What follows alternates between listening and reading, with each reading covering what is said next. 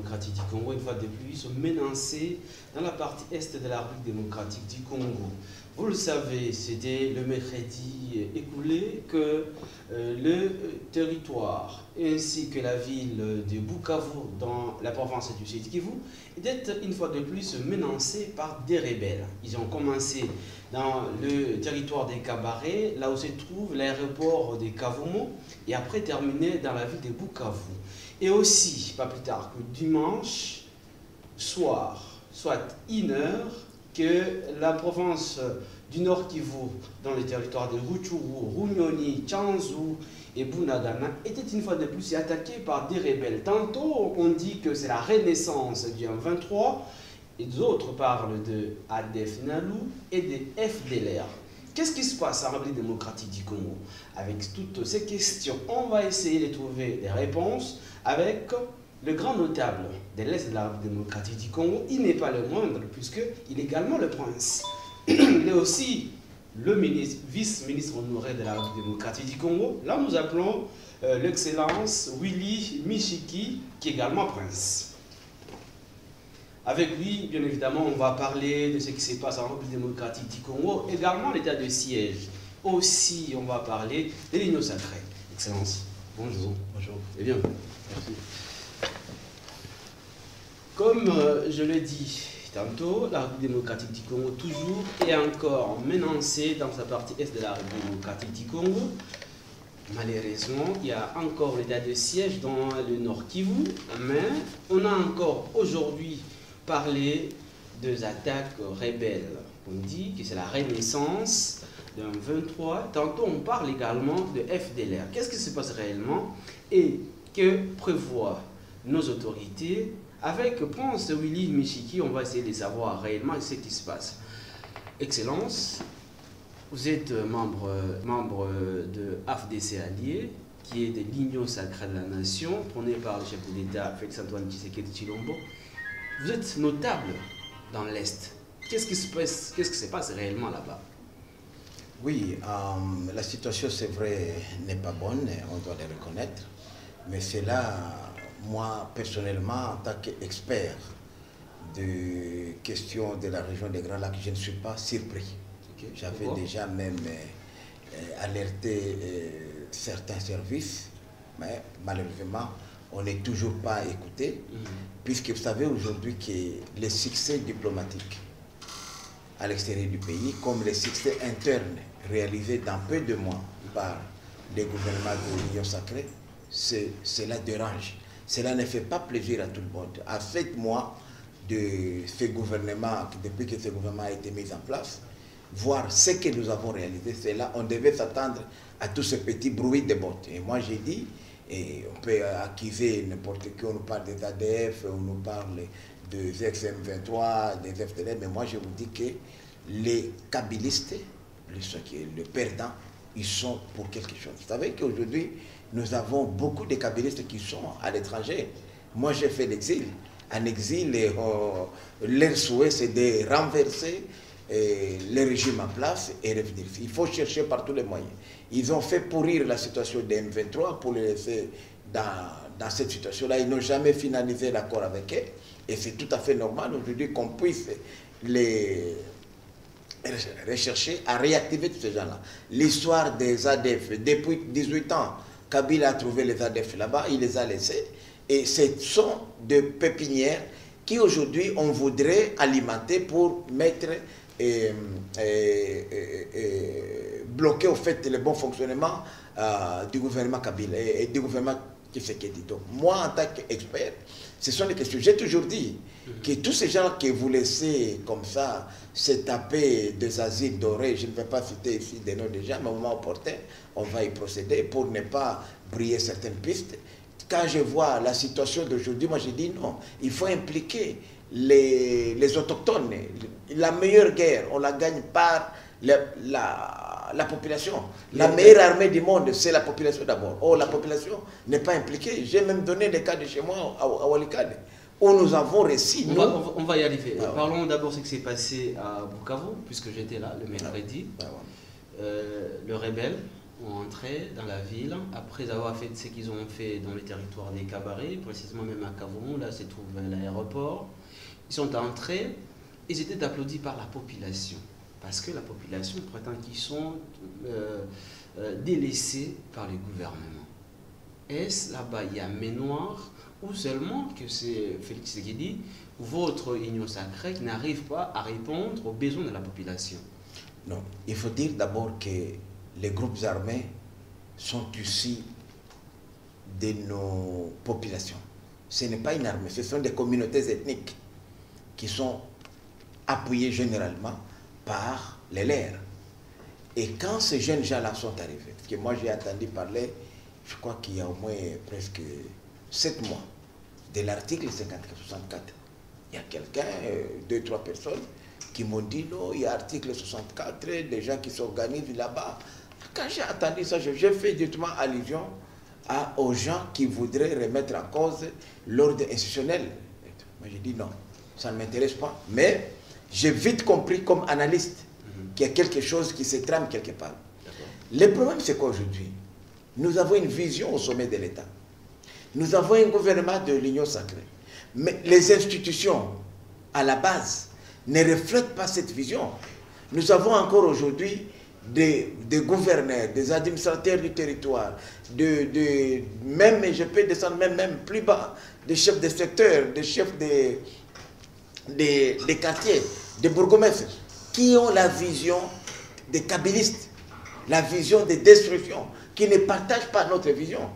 Et moi, ça me fait mal. Pourquoi aujourd'hui, nous, à l'Union sacrée, nous avons l'impérium? Pourquoi ne pas procéder, par exemple, à la mise en place de la nouvelle territoriale? C'est ça le problème? Ou le problème, c'est que les besoins de la population n'est pas encore répondu? Il y a des promesses. Non, je ne pense pas que la population a un besoin particulier qui n'est pas obtenu aujourd'hui. Le vrai problème, c'est la politique. On veut tout politiser dans ces pays. Je peux vous laisser par un exemple. Quelqu'un qui est, c'est pas bon, Akabe Akamangalaba. Quelqu'un qui est là.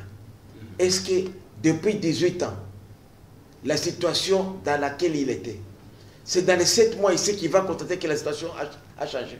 Pourquoi cette population-là, pendant 18 ans, ne s'est pas révoltée? C'est aujourd'hui, avec l'Union sacrée, qu'elle va se révolter. Ça n'a pas de sens. Le vrai problème, c'est qu'il y a des gens aujourd'hui qui ont échoué sur le terrain démocratique. Ils sont minoritaires. Ils ont essayé au niveau des institutions légalement établies, ils ont échoué. Alors ils cherchent aujourd'hui à recourir par des raccourcis. Des raccourcis, c'est quoi? C'est faire court-circuiter les gouvernements, soulever la population. Ils l'ont essayé même ici à Kinshasa, ils ont échoué. Vous avez vu des marches organisées ici, par-ci, par-là, des coalitions contre nature. Donc c'est ça en fait qui se passe au village. On va en parler, voilà. Puisque vous aussi, vous projetez toujours des marches chaque fois. Alors, vous êtes président de INANA, c'est un parti politique bien installé par d'autres appels à la République. Il y a, je crois et je sais que vous avez toujours parfois des appels, des messages. Pas ce qui se passe. Tshisekedi, il a déjà promis autant de choses pour la population, mais malheureusement, et ce n'est pas encore palpable. D'où la population aujourd'hui doit réclamer. Quand même. Et aussi, comme vous avez cité ici, en disant que les groupes armés sont toujours dans la population, c'est-à-dire, puisqu'ils n'ont rien à faire, voilà pourquoi ils cherchent et comment se libérer, puisque à Bukavu, les rebelles chantaient « libérer, libérer, libérer ». Oui, d'abord, il faut dire que Tshisekedi a promis quoi? Quand on fait une promesse. Oui, mais la paix, Tshisekedi n'est là que depuis qu'il a rompu sa coalition. L'Allemagne d'Afrique, il y a autant de choses. Mais son gouvernement, c'est depuis le 24 avril, que Tshisekedi, je peux dire, c'est à ce moment-là qu'on a investi le gouvernement d'Union sacrée. C'est fait en avril. Honorable, lorsqu'on parle de 117 voyages, ça ne vous dérange pas? Mais 117 voyages, c'est rien. Mais 117 voyages, lorsqu'on dit sur 3 ans que Tshisekedi est au pouvoir, il a fait une année à l'extérieur, une année et demie à l'extérieur. Oui. Ça ne dérange pas? Mais non, moi ça ne me dérange pas. Pourquoi? Parce que je sais que vous maîtrisez les rouages à la présidence, non. Autant de moyens. Non. Vous savez quoi? Les voyages, c'est... Vous savez d'abord quand un chef d'État, même moi, ministre simple à l'époque, quand je voyageais, je ne paie que les billets d'avion. Généralement, le pays hôte vous prend en charge. Il n'y a pas de dépenses. Si vous êtes invité, mais lorsque c'est Non. le contraire, Non. c'est vous qui dépensez. Non, moi je dis que chaque fois qu'il y a un chef d'État, quand même, chef d'État ne peut pas aller dans un pays étranger s'il n'est pas invité. S'il va en vacances. D'ailleurs, nos chefs d'État ne vont même pas en vacances. Je n'ai jamais entendu qu'il aller en vacances. Non. Ou dans un voyage privé. Non. Et s'il est allé dans les voyages privés, combien? Même pas 2 ou 3. Donc c'est ça, l'opinion doit comprendre que les voyages du chef de l'État n'ont aucun impact sur le budget de l'État. Et lorsque nous regardons aujourd'hui, l'ODEP, nous connaissons. Pour qui l'ODEP, nous on a eu à manipuler aussi l'ODEP à l'époque, à l'opposition. Je vous l'ai dit, c'est comme les églises, on a eu à travailler avec les églises, on a eu à travailler avec les espèces. Même les rapports. Moi je faisais un rapport, je fais avaler ça à une organisation des droits de l'homme, on publie. C'est pour faire du mal au pouvoir. Je vous dis, moi je l'ai fait. Et pourquoi avec les mêmes gens que vous citez là? Je l'ai fait, je viens chez moi, je prépare, ils signent, ah, c'est telle organisation, je ne vais pas citer les noms, telle organisation. On donnait des choses aux églises, les églises les publiques, pour nuire les régimes de Kabila et de Mobutu à l'époque. Moi, je l'ai fait, moi, Willy Bichiki. Donc, méfiez-vous de ça, mon frère. Ce que je voudrais vous dire. S'il vous plaît, ça c'est grave. Oui, mais nous l'avons fait. C'est de bonnes guerres. C'est ce qu'on nous retourne aujourd'hui. C'est pourquoi moi, je ne comprends pas. Moi, aujourd'hui, je soutiens... Donc, si la population qui se vend de partout, il doit savoir aujourd'hui que l'ODEP, c'est une caisse de résonance. Il y a des gens, l'ODEP, où est-ce que l'ODEP trouve les moyens de fonctionnement? Vous voyez l'ODEP là trouver les moyens de fonctionnement? Leur bureau là, qui les finance? Et toi, tu vas payer ça pour rien. Mais ils rendent compte aux gens qui les financent, c'est tout. C'est tout. Bien sûr. Qu'est-ce que vous croyez? Mais ce sont des régulations. Non, c'est que moi je vous dis que l'ODEP a de financement. Demandez à l'ODEP. Puisque c'est privé, l'IGF ne peut pas aller là-bas. Sinon l'IGF descendrait à l'ODEP et vous allez voir des choses graves. C'est celui qui paye le plus qui aussi est rétribué le plus. C'est tout à fait évident. Nous l'avons fait, je vous dis. Les organisations là comme ODEP et tout ça, nous avons travaillé avec ici. J'ai fait un rapport chez moi à la maison, je leur donne, ils publient ça. Oui. Donc, parfois, moi, je voyais même Mobutu, je me rappelle, quand je voyais Mobutu malade, j'ai dit, je me sentais coupable. Puisqu'on a trop menti pour lui, c'est lui. Même les Kabila là, on a fait beaucoup de choses. C'est de bonnes guerres. C'est pourquoi nous sommes au pouvoir aujourd'hui. C'est pas facile d'être au pouvoir, mais moi, ce que je n'accepte pas, que les mêmes méthodes que nous, on a utilisées, qu'on les utilise contre nous. C'est pourquoi vous me voyez parfois agité, puisque nous connaissons tous ces petits stratagèmes et tout ça. On connaît ça. Dans le faut être élégant, puisque vous avez fait pour les autres, et alors il faut maintenant... Mais moi, je vous dis, vous, que moi, je peux vous démontrer que tout ce qu'on fait, ça, c'est pour un but précis. Mais pour les cas d'espèce, revenons sur terre. Les voyages du chef de l'État, aujourd'hui, on vous parle depuis l'accession de notre pays à l'indépendance. Nous n'avons jamais eu de réserve de change de plus de 3 milliards de dollars. On peut dire que ça n'a pas d'impact, mais aujourd'hui, aucun investisseur sérieux ne pouvait venir ici si nous n'avons pas ce qu'on appelle matelas de devises. Et cet argent-là est partout. Les dollars, on le fabrique ici, non. Et ça vient de la Gécamine ou ce n'est pas de nos installations pétrolières. Non, ça vient de pays donateurs puisqu'ils ont été convaincus par un homme. Le président de la République est une caution morale. Et ils nous ont dit, nous ne donnions pas l'argent puisque vous aviez des gens qui ne nous inspiraient pas confiance. Aujourd'hui, le président, ce petit voyage ici, que le chef de l'État a fait, qui n'a même pas coûté 50 000 $. Mais il a ramené ici 1 milliard de dollars des Émirats Arabes Unis. 1 milliard de dollars de l'Israël. S'il donne des projets palpables et réalistes. Bien sûr, mais c'est déjà une promesse, c'est comme ça. On ne donne pas l'argent comme ça. C'est à nous de présenter des projets. Si ce n'est pas le cas, c'est-à-dire que ça ne viendra jamais. Bien sûr, mais les projets sont là. Ce n'est pas les projets qui manquent. Nous les avons. On a même plus que ça. Vous ne trouvez pas que c'est insultant que le président voyage, fait des déplacements sans de projet à soumettre aux partenaires? Non, non. Et ce n'est pas la première fois. Les buts, non, attention. Les buts du voyage n'était pas d'abord de présenter les projets. C'était d'avoir d'abord des relations bilatérales. Et à l'issue de ça, ils ont dit, puisque c'est les donataires qui donnent des conditions. Les donataires, le président, s'il était aventurier, il n'était pas sérieux comme ses prédécesseurs. Il pouvait dire, bon, ok, Molendo amène le projet immobilier là, et Pius Mahamadou amène. Il a dit, non, attendez-nous à rentrer au pays, nous allons vous les donner. Et au moment où je vous parle maintenant, les projets sont déjà envoyés aux Émirats Arabes Unis. Au moment où nous parlons, c'est déjà arrivé là-bas. C'est pourquoi on a même nommé un ambassadeur là-bas. Il y a une dame, Madame Djeka, qui est nommée ambassadrice là-bas, qui est une diplomate de carrière. Donc, puisque pour gérer tout ça, il faut quand même une représentation diplomatique. Donc, ce sont des dividendes de voyage du chef de l'État.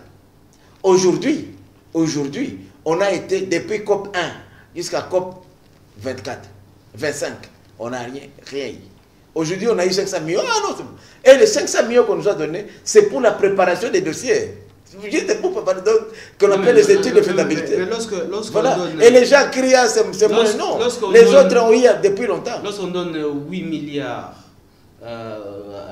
pour l'Afrique du Sud, 19 milliards pour le Brésil, et puis nous, moi je veux vous dire, vous savez, c'est que nous on oublie. Vous ne trouvez pas que ce sont toujours les pots de perles, puisque COP 21, il y avait toujours autant de promesses. D'ailleurs, Donald Trump disait qu'il ne veut plus participer à ça, puisqu'il y a des promesses bien réalisées. COP 21, c'était Kabila. Il n'a eu 0 francs. Et personne n'avait eu. Oui. Voilà pourquoi Trump a décidé de quitter COP 21, COP 25, c'est comme ça que je vous dis, quand vous attendez l'Afrique du Sud à 8 milliards, moi je vais vous dire que l'Afrique du Sud prépare ses dossiers depuis 14 ans. 14 ans. Le Brésil, depuis 17 ans, qui viennent d'avoir les 19 milliards. Mais nous, c'est maintenant, depuis 7 mois ici, que le gouvernement Sama, le compte est là. Donc nous alors, si on peut avoir 500 millions, 500 millions dans moins de 6 mois qu'on est au pouvoir, alors lorsque nous aurons fait 1 année, 2 ans, 3 ans, on aura combien? Puis ce sont des dossiers qui se préparent. On ne donne pas l'argent pour vous dire on donne comme ça, non. Ce sont des projets qui financent. Et nous, jusque-là, nous n'avions encore rien. Et c'est comme ça qu'ils nous ont donné 500 millions pour préparer des projets. C'est toujours des promesses, oui. On est justement. On est d'accord, on promet toujours. Alors, mais 18 ans, Kabila a fait 18 ans, il n'a même pas eu même pas 1 million. Kabila a fait 18 ans, il n'a même pas eu 1 million. Nous, maintenant, on vient de faire seulement notre gouvernement, 7 mois, on a eu 500 millions pour préparer les dossiers. Donc, d'ici là, nous aurons même peut-être 200 millions. Comment et 200 milliards. 200 milliards. Comment expliquer que dans une province où il y a l'état de siège, mais les rebelles parviennent quand même à prendre en otage les territoires? Mais il faut d'abord expliquer aux Congolais et Congolais, l'état de siège c'est quoi? L'état de siège ce n'est pas une militarisation à outrance, c'est juste l'administration civile est remplacée par l'administration militaire et on suspend. D'ailleurs, l'état de siège n'est pas état d'urgence. Ça, c'est tout fait la différence. Vous savez que l'Algérie est en état d'urgence depuis 19 ans. Et ils n'ont jamais fini là-bas avec les terroristes. 19 ans. Hein? Les Américains ont fait 20 ans en Afghanistan. Et ils sont fatigués. Joe Biden a dit non, les histoires là, bullshit, elle a quitté. Revenez. Donc, nous, on n'a même pas fait 6 mois à peine. 6 mois. Non, même pas 6 mois. On vient de faire presque, oui. Donc, moins de 4 mois, 5 mois maintenant. L'état d'urgence. Et les gens, ils s'agitent. Ce n'est pas le fait qu'il y a des militaires. Des choses comme ça, on va les vivre. Justement, dans la programmation militaire, on avait déjà prévu tout ça. Des multiplications des groupes armés qu'on va créer par-ci, par-là, parce que ça dérange. Cette histoire ici, c'est du business. Ça dérange beaucoup de gens. Il y a beaucoup de gens qui s'alimentaient des années dans les rations, dans les ventes d'armes et des munitions, qui aujourd'hui, ce circuit-là est bouché. Alors ils sont étouffés maintenant, ils n'étouffent plus rien. Et c'est un circuit qui n'est pas local, c'est un circuit qui part de Kinshasa ici. Et ceux qui instrumentalisent là-bas ne sont pas des locaux, ce sont des Kinois ici. Ce sont des gens qui sont en exil. Et moi aussi je dis que le gouvernement Kabila, le régime Kabila, nous a laissé une bombe à retardement. Pourquoi les ex-M23, par exemple, ne sont jamais passés par le processus de DDR de l'époque? Pourquoi on les a laissés à l'étranger. Pourquoi tous ces Kabila? Oui, parce que nous avons hérité. il y a le principe de continuité des affaires. Mais Kabila ne pleurnichait pas pour dire c'est Kabila le père ou c'est... Non, c'est le régime. Le régime Kabila, ça part du père au fils. Pendant 18 ans, pendant l'insécurité que nous connaissons aujourd'hui, ça n'a pas commencé aujourd'hui. Si Kabila avait réglé les problèmes de... Moi, j'étais parmi les rares personnes de l'époque qui insistaient qu'il fallait respecter l'accord signé avec les ex-CNDP. Ça n'a jamais été respecté. Les M23, ça n'a jamais été respecté. Et cette culture-là, c'est une mauvaise culture. Comment expliquer que vous avez des rebelles congolais chez vous? Vous signez un accord de paix. Au lieu que les rebelles soient mis dans un programme de DDR de l'époque pour être soit des militaires ou être récupérés dans l'armée, mais vous les laissez aller à l'étranger. Et là où ils sont à l'étranger, des années, vous ne savez même pas un homme qui a manipulé une arme. Vous le laissez à l'étranger. Qu'est-ce que vous attendez de lui? Qu'il vous envoie ici des biscuits? Hein? Non. C'est tout à fait normal. Moi, j'ai dit, c'est une bombe à retardement que Kabila nous a laissé. L'affaire ADEV, c'était même pas... C'était le dernier souci de Kabila. Kabila aurait dû arranger ça depuis 18 ans. 20 ans même, je peux dire, puisque même quand ils ont été dans la coalition FCC, c'est eux qui géraient la sécurité. Les services de renseignement que nous avons aujourd'hui, l'armée que nous avons aujourd'hui, c'est la même armée de Kabila. Ce sont les mêmes services que nous ne contrôlons pas. Donc la vision de Tshisekedi, c'est seulement au niveau national. C'est d'après son nomination. Mais moi j'ai dit, nous avons quelques rares dirigeants qu'on a placés par-ci par-là. Mais à la base, c'est toujours les mêmes gens. Donc les mentalités n'ont pas changé.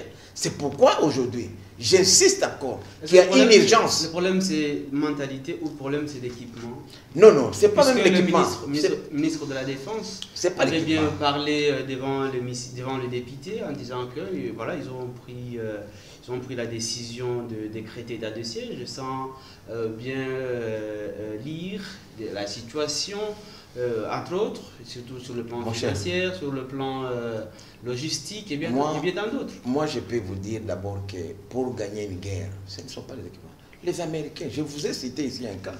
Toi, tu crois que les Afghans, là, les talibans, sont mieux équipés militairement ou en système de télécommunication plus que les Américains? Non. C'est d'abord la volonté, le courage qui compte. Si nous, à Walikale, population non entraînée militairement, on n'a aucune formation, nous avons réussi à bouter dehors une armée comme les FDLR, militairement aguerris, formés dans les meilleures académies militaires. Nous avons bouté dehors, nous les civils, puisque nous avions une chose, une seule chose, le courage. Nous avons dit, c'est la terre de nos ancêtres, nous allons mourir ici. Vous allez nous tuer, nous tous ici. Et nous avons réussi. Walikale, c'est comme Rwanda. Donc on a fait une guerre d'un pays, sans l'appui des FARDC de la police qui nous regardaient comme ça. À Walikale, allez à Walikale. Vous avez journée d'information, d'investigation. Allez voir Walikale. Aucun. Donc on a réussi à faire ça, nous, puisqu'il y avait la volonté. Ce qu'il nous faut aujourd'hui, c'est cette volonté-là qui manque.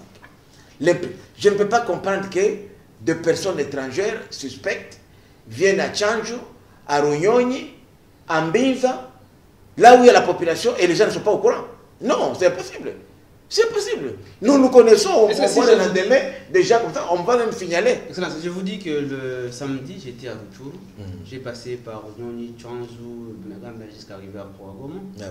Il y a vraiment... Je sais qu'il y avait une mission là-bas, c'est ce qui d'ailleurs s'explique, puisqu'il y a eu une mission là-bas d'un parti politique, hein, qui a fait l'implantation dans ce coin-là, et immédiatement après, on voit ça. Enfin, je vous dis, hein, puisque nous suivons, j'ai suivi. Est-ce que vous ne trouvez pas? Il y avait, bon, c'est bien d'implanter les partis. Il y avait la Mouka, hein, qui a implanté là-bas, notamment le parti de Mouzito, que je félicite, puisqu'il a passé, puisqu'on les accusait d'être toujours Bandundou, moi je le félicite maintenant. Donc, d'ailleurs, les gens chez moi et moi, après, me disent, non, il ne faut plus dire elle Bandundou, puisque maintenant ils sont chez nous ici. À Rutshuru, on m'a parlé de Rutshuru, on m'a parlé aussi de Lubero, et même du côté des ex-provinces orientales, et tout les consorts. C'est une bonne chose. Mais ce qui est curieux, c'est qu'après leur passage, il y a une mutinerie, une rébellion qui se crée. Essayez un peu d'être réaliste, et en parlant des choses, et aussi comme patriote. Tout à fait. Puisque ce qui se passe dans l'Est, ce n'est pas une affaire, bien sûr, des lignes sacrées, non plus de la MOCA, non plus de... C'est la nation qui a payé. Puisque lorsqu'on tue les gens là-bas, on ne pose pas la question de tuer de quelqu'un. Ouais. Alors, si aujourd'hui, il faut chercher à trouver une solution, est-ce que vous ne trouvez pas qu'équiper correctement nos militaires et également en les dotant de moyens nécessaires serait une solution pour bouter dehors tout ce qui se passe dans l'Est de la RDC, mais aussi voir les politiciens, vous réunir ensemble et réfléchir et mettre même des propositions, des contre-propositions pour voir comment terminer la guerre. Non, d'abord, moi, mon approche est tout à fait différente. Je vous dis, j'ai été 8 fois au gouvernement, je connais le budget que la République met à la disposition de l'armée. Mais ce budget-là qui sort ici, vous allez au ministère des budgets, vous allez aux finances. Le secteur qui consomme le plus ici, quand vous me parlez de voyages, c'est l'armée. C'est le budget de l'armée. Et ça, c'est depuis Kabila même. Okay. Mais lorsque vous regardez, le résultat, c'est terrain. C'est le jour et la nuit. Okay. Donc, le problème d'abord aujourd'hui dans l'armée, c'est la mauvaise gouvernance. Il y a beaucoup de détournements. Il y a beaucoup de cas de corruption. La dotation de l'armée, ça, je n'en disconviens pas. Mais déjà aujourd'hui, les moyens matériels que dispose notre armée, elles peuvent tenir tête à n'importe quel mouvement rebelle. Même à une invasion d'une armée étrangère. Mais le problème, ce sont les hommes. Quand vous voyez un petit maïmaï avoir le courage, un maïmaï qui n'est même pas, ils étaient, c'est pas si c'est 60 comme ça, ils n'ont que 15, 4. Mais ils ont le courage d'entrer dans une ville, c'est ça le courage. C'est ça ce que nous, populations, nous voulons maintenant aujourd'hui exploiter. Nous demandons à notre gouvernement, je l'ai dit, okay, exploiter notre... Nous sommes prêts à mourir pour ce pays. Ce n'est pas parce que vous êtes militaire, vous êtes policier, vous pouvez mourir, non. Alors que, vous savez, à l'époque de Mobutu, je ne sais pas, vous étiez encore jeune, il y avait le béret vert là, et le béret rouge. Et j'avais un oncle qui était béret rouge. Je suis allé le visiter vers les camps à l'aéroport, là, c'est parce que ça existe à Colère, les camps militaires. Et je lui dis, tonton, je vois ici, on écrit quelque chose là. Il m'a donné le béret. J'ai vu, on a écrit Tokowa pour la école. Qu'est-ce que cela veut dire? Nous mourons pour la patrie. C'était important à l'époque. Vous savez, vous pouvez critiquer Mobutu comme on veut, mais il y avait des valeurs qu'on pouvait encore récupérer. Donc un militaire, c'est un homme qui est prêt à mourir pour sa patrie. Ce qui n'est pas le cas aujourd'hui. C'est pourquoi je dis, la vision que nous avons aujourd'hui à l'Union sacrée, cette vision de Tshisekedi à laquelle nous avons adhéré, est-ce que tous les militaires, les gens qui... Ah non! C'est pourquoi nous réclamons aujourd'hui des réformes dans les systèmes de sécurité et de la défense. C'est important pour que les nouveaux commandants, les troupes qui seront envoyées au front, partagent la même vision que nous. Combien de militaires sont prêts à mourir? Moi, je dis toujours, moi, je n'accepte jamais ce qui se passe à Beni. Comment un homme comme toi, une femme vient, il te gauche, tu mets ton cou comme ça, on te coupe la tête. Chez nous, à Walikale, ça ne passe pas. Chez nous, à Walikale, je vous dis, nous sommes des Congolais aussi, mais chez nous, ça ne peut pas se faire. À Walikale, ici au Congo, un homme vient, un étranger ou même un compatriote, il vous coupe la tête et vous dites oui, on a coupé la tête. Il brûle votre maison. Chez nous, à Walikale. Walikale, ça, la superficie du Rwanda, nous, on a fait la guerre comme dans un pays. Et on a débouté une des armées les mieux organisées. Les FDLR de surcroît.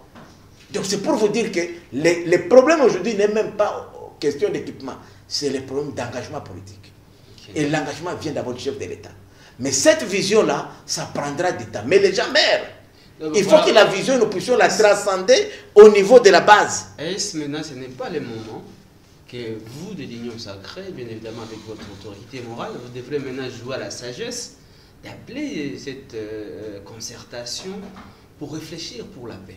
Parce que je sais, maintenant je te sens être touché lorsqu'on parle des tueries dans l'Est. Bien sûr, ça me révolte. Et là, je sens ça pouvait être mon cas. Je pouvais me retrouver à Mangina, à Benimbao, à Djougou, c'est pas à Mambasa, être victime. Voilà, victime innocente. Alors que nous avons des solutions. Voilà, maintenant puisque vous êtes au pouvoir, vous ne pouvez pas pernicher comme celui qui est dans la rue. Alors, qu'est-ce que vous faites actuellement maintenant pour chercher à trouver une solution adéquate? D'abord, nous, au niveau de l'AFDC allié, contrairement à d'autres partenaires de l'Union sacrée, quand il y a des choses qui ne marchent pas, on dit chez nous, le linge sale se lave en famille. Nous faisons des propositions à l'Union de l'Union sacrée, mais ça prend du temps. Vous savez, l'Union sacrée, c'est une mosaïque. Et je peux vous dire, elle est hétérogène, nous voudrons qu'elle soit homogène, que nous ayons la même vision. Moi, je voudrais qu'on ait des débats à l'Union sacrée interne. C'est la question de sécurité. Pourquoi même je reproche aux députés et sénateurs et d'autres notables, même de l'Union sacrée, de la partie orientale, qui se plaignent en public et non, venez à la maison, organisez-nous. C'est notre histoire. C'est nous qui sommes au pouvoir. Quand les députés disent, bon, on ne va pas entrer et on ne va pas participer au débat sur la prorogation. Non, c'est une lâcheté. C'est votre majorité. C'est notre majorité. Ce n'est pas Tshisekedi, c'est nous tous. Quand Tshisekedi échoue, c'est nous tous qui échouons. C'est tous les Congolais qui échouent. Et je suis content que vous ayez dit un mot, peut-être vous n'avez pas apaisé ça. Quand le pays est en péril, il n'y a pas de couleur politique. Il n'y a pas la Mouka, il n'y a pas ceci, coalition de la mort, comme on l'appelle là, les blocs antipatriotiques là. Il n'y a pas ça. C'est d'abord la nation. Et après, nous allons régler le problème. Parce que ceux qui meurent là-bas, comme vous l'avez dit, c'est toutes les tendances. Ça peut être quelqu'un de parti de Muzito, de Fayoulou, de Bahati, de Tshisekedi, n'importe qui. Mais nous devons d'abord sauver la patrie et après regarder le problème. Toutes ces marches contre-organisées, qu'est-ce que ça rapporte là-bas? Avant d'y arriver, vous en parlez. Les gens sont dans la CENI, ceci. Très peu déjà. Qui a marché ici contre les tueries? Fayoulou avait marché, mais on l'avait même... non, moi je n'ai pas vu. Fayoulou marche chaque fois quand il y a la CENI, puisqu'il veut le pouvoir, c'est tout. Oui. C'est tout. Est-ce que ce n'est pas... Comme Mouzito aussi, c'est le pouvoir. Maintenant, ce n'est pas le problème, vous, de l'Union sacrée, ou même de... Moi, quand ils vont marcher contre les tueries, je vais être avec eux. Ou même de l'opposition. Je vais être avec eux, parce que ça n'a pas de couleur. Est-ce vous de la... Mais il faut une marche qui a un sens. Pas une marche politisée. Vous de l'Union sacrée, comme les Front commun pour les Congo, de la MONCA, même la société civile, vous êtes là seulement si il faut voir vos intérêts et non l'intérêt de la population. Puisque ce qui se passe dans l'Est, ça allait vous mettre ensemble. Aujourd'hui, on parle qu'il y a des territoires sous... Qu'est-ce que vous nous reprochez? Ou ils nous reprochent quoi? Non, mais moi je suis... Non, moi je veux dire... Je pose la question. Puisque vous avez nous faisons tout ce qu'on peut pour qu'il y ait la sécurité. Oui, mais c'est eux qui tuent le ficelle. Quand vous voyez certains élus de l'opposition, par exemple, particulièrement de la Mouka, que j'appelle El Bandoud, parce qu'il y a la Mouka, pour ne pas faire de confusion, parce que c'était la Mouka... qui amène des chiffres alarmants. Vous avez dit ici, il ne faut pas parler de Bandoudou puisque Mouzito... Non, c'est maintenant qu'on commence, il faut maintenant officialiser. Il vient de commencer, maintenant c'est la semaine passée. Quand les rebelles, je ne sais pas si vous êtes passé là-bas, ils sont passés là-bas pour appeler les rebelles, venez, je ne sais pas, parce que c'est la frontière. Et si on dit également que vous ne voulez pas que Mouzito et les sont partis là-bas? Non, moi je suis content. Puisque les stades aujourd'hui, vous venez... Mon parti est bien implanté au Badoun. Là, je suis d'accord. Vous allez à Kikwiti, Boulungu, Idiofa. Mon secrétaire général, Roland Moukouba, et de Idiofa. Donc j'aimerais que les autres aussi viennent chez nous. C'était ça notre combat. Ils voulaient s'installer vos partis. Moi je félicite. Chez eux, mais lorsqu'ils arrivent chez vous... Je vais d'ailleurs demander à Nouvelle-Élan, au président de Nouvelle-Élan, que je respecte beaucoup, que je peux lui donner un local à Walikale. Qu'il vienne à Walikale, je vais vous donner un local gratuitement. Parce que c'est ça au fait de la chose. Mais il y a des bureaux là-bas, on dirait. Non, il n'est pas encore, Nouvelle-Élan n'est pas encore à Walikale. Oui, la semaine passée... J'ai compté l'Union sacrée. Peut-être la semaine passée, c'est pas. Sinon, je lui offre un bureau, vraiment VIP, où il peut installer parti. Parce que, en fait, c'est ça. Quand votre parti est déjà implanté partout, votre vision change. Moi, par exemple, aujourd'hui, je ne peux pas critiquer Bandoul, parce que mon secrétaire général, qui est avec moi tout le temps, est de Bandoul. Tu vois? Si ça ne va pas chez moi, je peux venir au... C'est aussi le cas avec Nouvelle-Élan, le secrétaire général vient de l'Équateur, Blanchard Mongomba. Mongomba. Oui, c'est bien. Mais Mongomba, maintenant, il faut qu'il soit plus visible. Il faut aussi qu'il descende un peu. Qu'il ne soit pas seulement un politicien de Kinshasa. Je ne sais pas, même si Mongomba, il se rappelle encore l'Équateur, c'est où? J'ai demandé à beaucoup de gens, non, on a Bakino, on a Bangote. Donc il faut qu'ils aillent aussi là-bas, qu'on voit que Mouzito est partout. C'est important. Moi, je sais que Mouzito aime ce pays, il a une vision, mais nous devons encourager ça. Vous savez, personne n'est parfait. C'est pourquoi moi, j'invite ces amis-là, c'est bien de marcher la CENI. Est-ce que la CENI est plus importante aujourd'hui que les tueries? Est-ce que qui vont être des électeurs de demain lorsqu'on aura décimé tous les Congolais? Merci honorable, puisque je sens maintenant que vous avez besoin, vous êtes même prêt indexer votre autorité morale si les tueries continuent dans l'Est de la RDC? Moi, je ne marche pas avec les assassins. Alors, même si c'est le président. Changeons de chapitre. Parlons maintenant de l'Union sacrée. On dirait que ça capote. Il y a déjà les gens qui comptent quitter votre Union sacrée parce qu'on dit qu'il n'y a pas la communication, il n'y a que la dictature. Vous croyez qu'en 2023, vous allez vous en sortir? D'abord, l'Union sacrée en soi, aujourd'hui. Il n'y a pas une charte qui régit l'Union sacrée. C'était mon combat depuis longtemps. Depuis presque une année, je me bats. J'ai dit à mon autorité morale, qui est notre porte-parole, j'ai dit, mais est-ce qu'on peut avoir une organisation sérieuse qui n'a pas un soubassement? Nous avons la vision qui est traduite aujourd'hui dans les discours du 6 décembre, chef de l'État de l'année passée. Mais ces discours-là, nous devons les mettre par écrit. Toutes ces réformes-là et les regroupements, partis politiques, personnalités ou associations, même si possible, viennent adhérer. Parce que c'est ça qui nous réunit. Alors moi, j'ai dit, si dans l'Union sacrée, il y a des gens qui ont adhéré par, comme on dit à Lingala, par l'Oyenge, Boron est bien, Tokotalakat, que ces gens-là, ils ne se retrouvent pas. Moi, je les encourage à quitter. Je félicite mon ami Deli, c'est Sanga, pour avoir le courage de quitter. C'est ça un homme. Il faut quitter. Il n'y a qu'une seule vision de Tshisekedi. Il n'y a pas de vision à l'Union sacrée. Il n'y a pas de vision, ne vous trompez pas.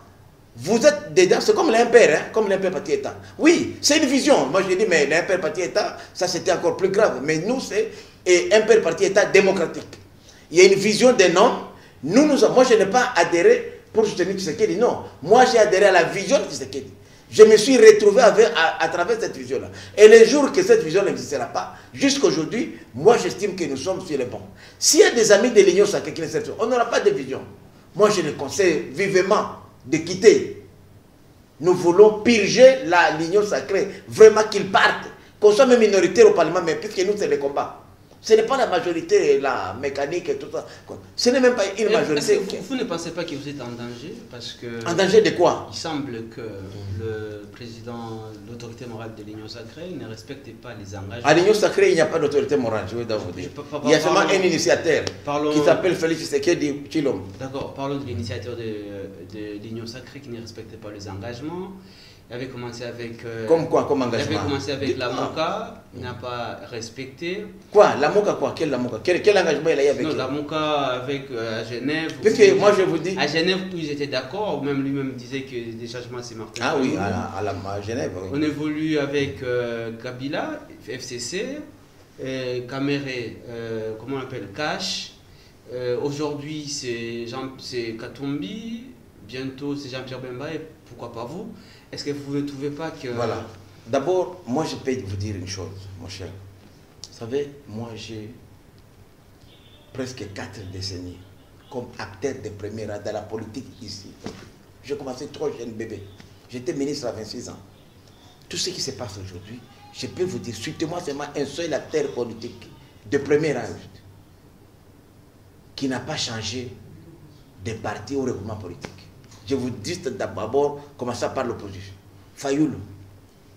Moi, j'ai connu Fayoulou dans la société civile. Quand le Tshisekedi, Kibasa Maliba m'a envoyé chez Fayoulou, chez le professeur Bahati Modeste, et Pierre Lumbi, et Valentin Moubaki de la société civile pour les convaincre, pour voter pour. C'est moi qu'on a envoyé.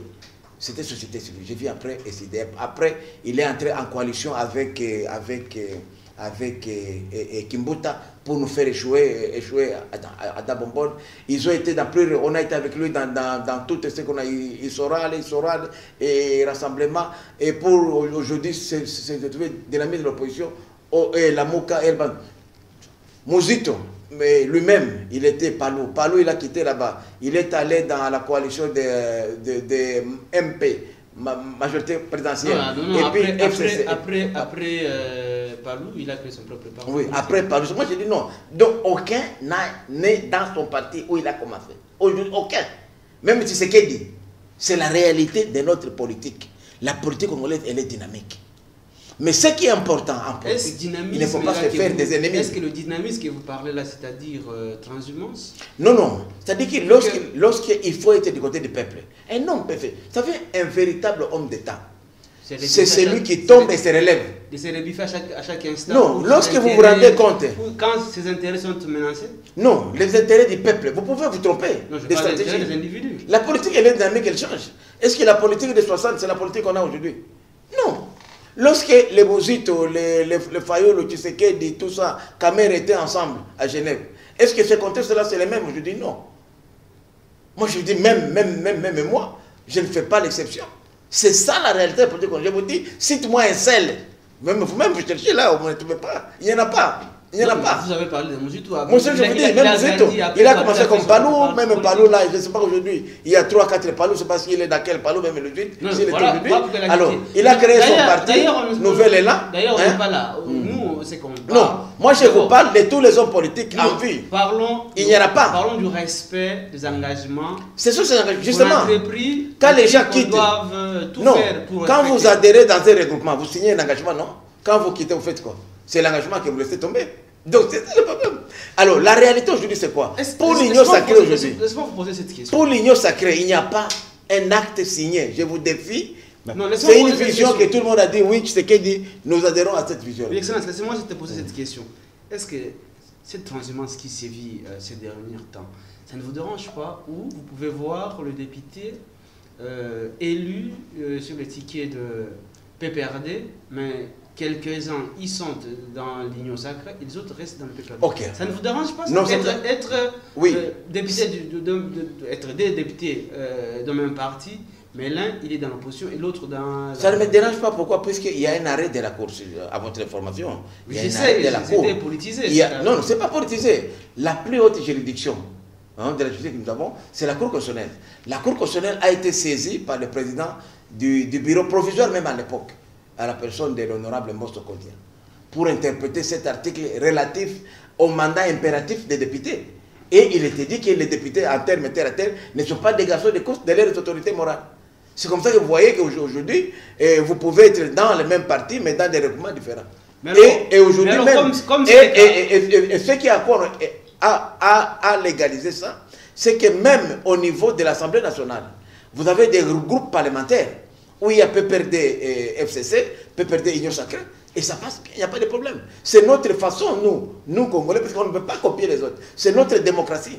Et d'autant plus que ce qui dérangerait, c'est ça violer la Constitution. Okay. Mais du moment où le juge constitutionnel a couvert ça, il n'y a pas de problème. Je comprends que vous êtes d'accord que les députés ne soient pas des garçons de course pour les autorités morales, oui.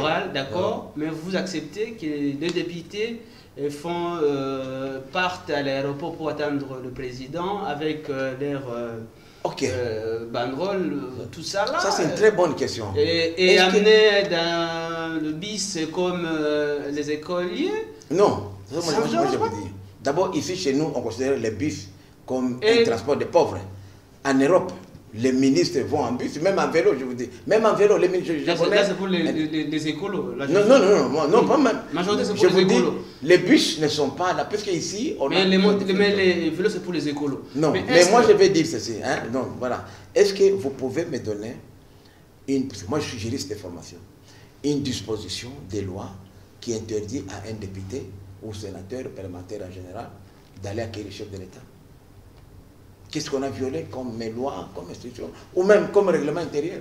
Puisque les gens parlent, oui, moi, je vous dis non, puisque nous sommes dans un état de droit. Nous tous, les combats que nous menons aujourd'hui, c'est la recherche. Moi, je suis allé là-bas, et moi-même, c'est grave. Moi-même, j'ai vendu une Jeep. Vous étiez parmi les politiciens qui disaient que notre porte-parole, secrétaire national à la justice, est là, maître, et il a amené quelqu'un qui a acheté une Jeep, que j'avais une Prado. Je l'ai vendue à $6 000. Pour mobiliser les gens au nom du chef de l'État. Parce que pour moi, d'abord moi, en tant que coutumier, quand un chef amène un gibier, il va quelque part, il apporte quelque chose, même les chasseurs, toutes les femmes chez nous au village prennent leur pagne, les mettent comme ça, les tendent par terre, pour dire merci papa. Donc ça c'était spontané. Moi je dis, j'ai vendu moi mon véhicule pour acquérir du Tshisekedi, $6 000. C'est un véhicule qui coûtait 15 000. Puisqu'il n'y avait pas le temps, on m'a dit la veille, j'ai dit à maître Albert Katota, j'ai dit mon cher, on n'a pas d'argent. On a vendu à 6 000. puisque nous croyons à cet homme-là, puisqu'il faut l'encourager pour lui dire, ça c'est une dette morale, Félix, que nous vous donnons, puisque vous avez ramené quelque chose qu'aucun président depuis l'indépendance n'a ramené dans ce pays. Nous avons pratiquement la fin de notre émission, mais vous étiez parmi les gens qui condamnaient lorsque Kabila a invité les gens. Là c'était différent. Là c'était différent. Là ils amenaient comme des moutons de panique. Mais aujourd'hui vous êtes d'accord lorsqu'un rapporteur de l'Assemblée nationale convoque les députés pour aller attendre le président de la République. Mais non. En attendant le bis comme les écoliers. Oui, non, pas des écoliers, c'est l'Union sacrée. C'est notre leader. Les gens, moi je vous dis qu'il y a d'autres députés qui ne sont pas partis. Des politiciens comme vous. On m'a dit certains députés des l'INC ne sont pas partis. Non, oui, il y avait Baudeman qui était là-bas. Bon, moi il y en avait d'autres. Baudeman était là. Beaucoup, j'ai vu certains dans la rentrée, même de l'ensemble pour la République. Ils sont venus, d'autres, on a vu des dépôts. C'est question de convictions personnelles. Vous croyez, c'est comme un des députés comme vous, le politicien. Moi, je suis allé, en tout cas, moi, personnellement, Mike appelle les députés comme les écoliers des écoles primaires Mbosso.